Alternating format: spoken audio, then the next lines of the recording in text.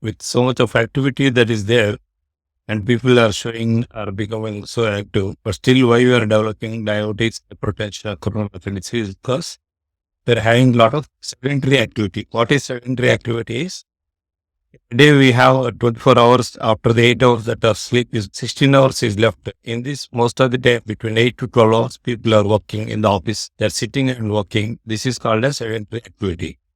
Essential sedentary time is when you sit and watch a TV. That is total sedentary time. That is always just taking rest. There will be some amount of oxygen that is consumed. Is called as metabolic equivalent equal to 1.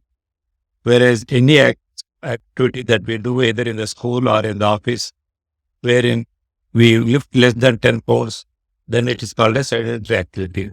If we are walking less than 10,000 steps per day, 3,600 steps, if you walk in 30 minutes, that also comes out of sedentary activity.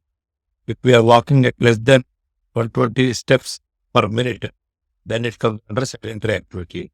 Any metabolic activity less than 4 minutes is also sedentary activity.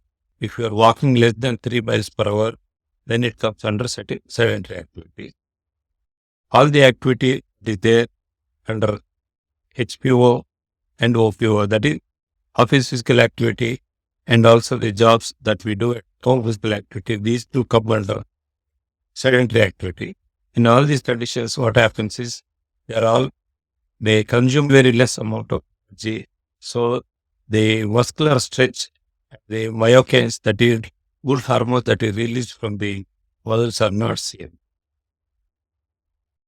The slow chronic inflammatory state is what happens by sitting for long time, for years together. The muscle that gets the damage, the muscular damage acts at a microvascular level. It acts because of the inflammatory status, and it is because of neurogenic and the muscular calmness. The first thing that happens when you sit for long years together is microvascular injury to the muscle. This happens because of the chronic low-grade inflammation. The muscular injury happens with all the inflammatory markers being normal. Then there will be a low exercise potential, because as the muscular involvement of blood is coming down to the muscle, we'll be reaching lower amount of exercise threshold. And most of the common thing that we see in diabetes is exercise intolerance. It is a very low amount of exercise, they feel discomfort. So sitting for more than 2 hours watching TV, what happens is the chance of getting diabetes are very high. So submaximal exercise levels happens 20 to 30 years before the patient becomes diabetes. So daily 30 minutes of sitting activity, if it is replaced with light activity also, the chance of getting cancer has come. The first thing that happens in diabetes is low exercise threshold.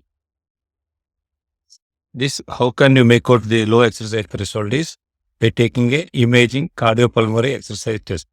Cardiopulmonary exercise test is nothing but a treadmill test wherein we add a oxygen ventilation. With that, if we add echo imaging, then it is called a cardiopulmonary exercise test. And with obesity, waist circumference more than 85 centimeter, the chance of getting HbA1c is directly increased by every inch. Next is the muscular oxygen delivery that is reduced in case of exercise threshold decrease. At the same time as the microvascular injury of the muscle happens, there will be failure of the muscle to take the glucose inside. This is called insulin resistance.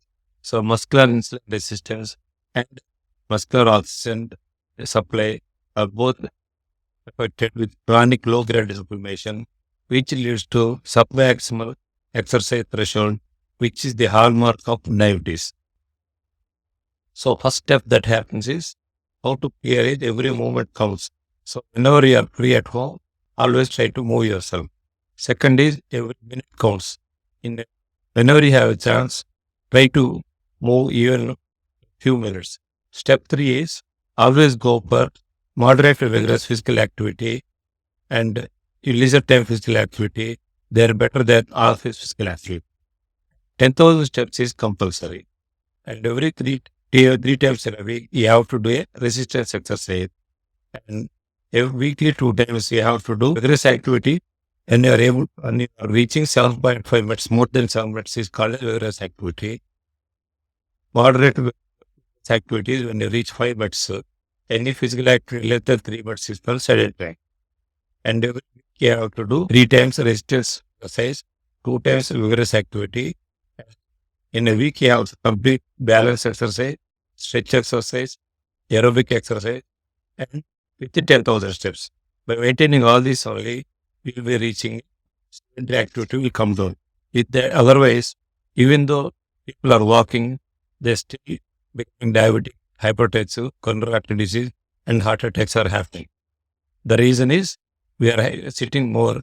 Sedentary activity is causing the muscular damage, and with the increase in the insulin resistance, these two factors are causing obesity. Obesity leads to waist circumference, and waist circumference increase causes an increase in the HbA1c. With every decrease in 1 inch of abdominal waist circumference, our HbA1c will come down. And with every activity that is there, and it has been proved, even though the weight reduction is not there, our HbA1c, our insulin resistance will come down. So today I want to tell you about sedentary activity.